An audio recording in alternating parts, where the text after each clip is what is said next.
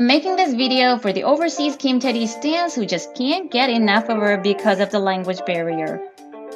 To her interviews with the Star magazine, people reacted. All her answers are charming. She seems to be faithfully living the present without any worries. She sounds somewhat enlightened. She's truly carrying out YOLO.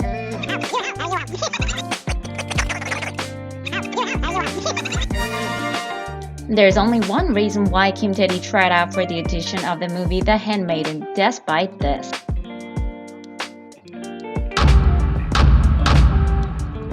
If you're watching this and you know you're a Kim Tae-ri stan, I'm pretty sure you fell in love with the fancy girl Na Hee-do. In case you haven't watched 2521 until now, you are missing out, so please go watch it on Netflix, it's worth a while, guaranteed. We laughed so hard when Na Hee-do conservated the comic book.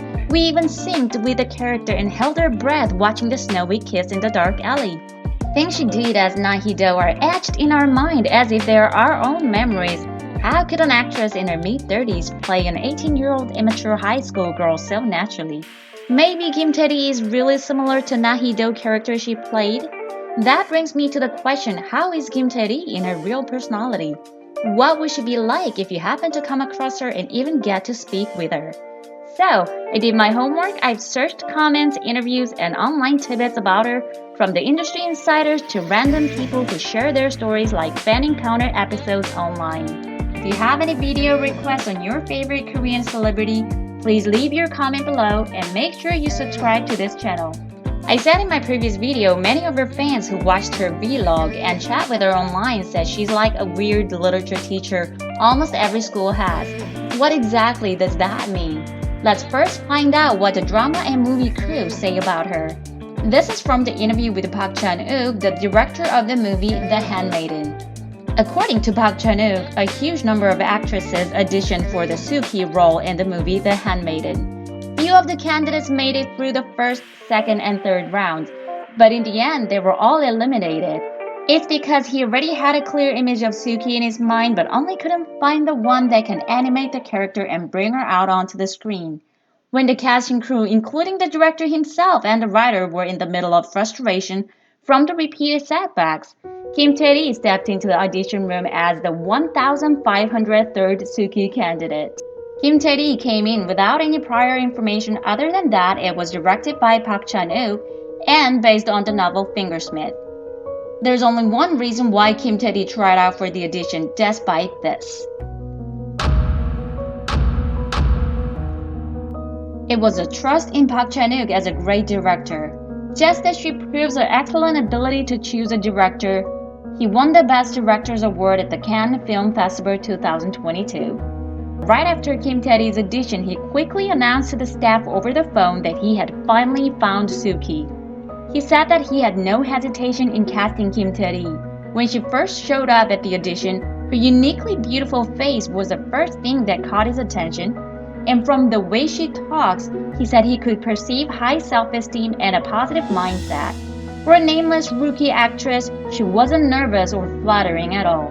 He recalls her attitude was more like, whatever, so be it.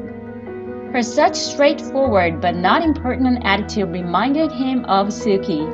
About her first impression, he later on said, "I could tell Kim Tae-ri is clever and bright by the twinkle in her eyes. She is hard as a stone like Sookie. Sookie of The Handmaiden is a powerless and small being, but she cleverly tries to dominate the setting. She was born to play the Sookie role." In fact, he decided to cast her 15 minutes after she walked into the room. Here are more comments from Park Chan-wook regarding Kim Tae-ri. One of many strengths of Kim Tae-ri is her accurate and clear pronunciation.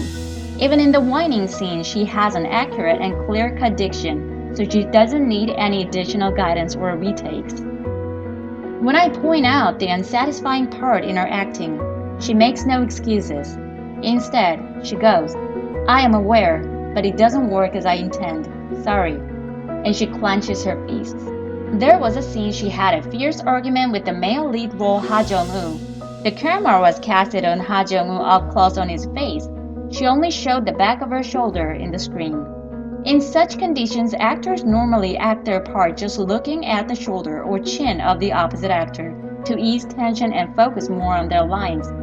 But Kim Tae-ri looked straight into his eyes. Considering that she's a newbie and is her first feature film with big names like Ha Jung-woo and Park Chan-woo, it was quite refreshing to see her pulling herself together and not get intimidated at all. After she rose to stardom by The Handmaiden, she became one of the busiest celebrities in Korea. To a reporter's interview question about what's the hardest part of being famous and popular, she answered, "I wake up at 6 in the morning. I have to get up early because I have a lot of interview schedules. My grandmother yells at me every morning to wake me up. I just want to sleep more every time. It feels like I'm back in school again." Bona, who played the role of gold medalist Ko Yoo-rim in the drama 2521, was invited to the MBC talk show Radio Star on last April. In the show, she praised Kim Tae-ri's passion for acting. According to Bona, Kim Tae-ri started training in fencing 4 months earlier than Bona. One day, she invited Kim Tae-ri to her place. Bona opened the door and found Kim Tae-ri drenched in sweat.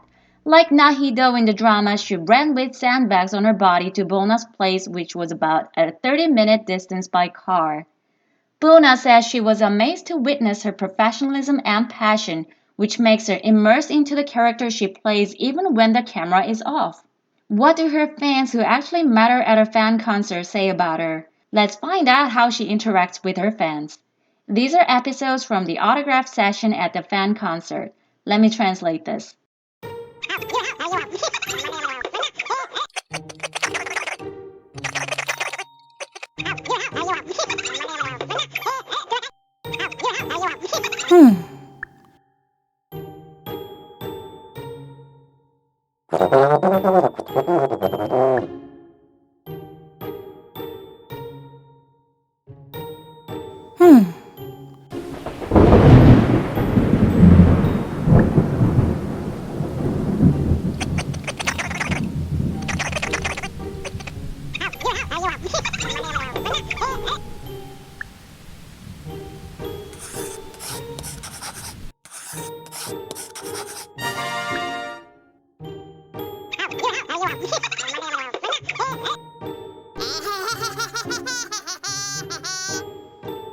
And if you read more interviews that reveal her thoughts and mind, you will find yourself smiling at her unique and refreshing personality.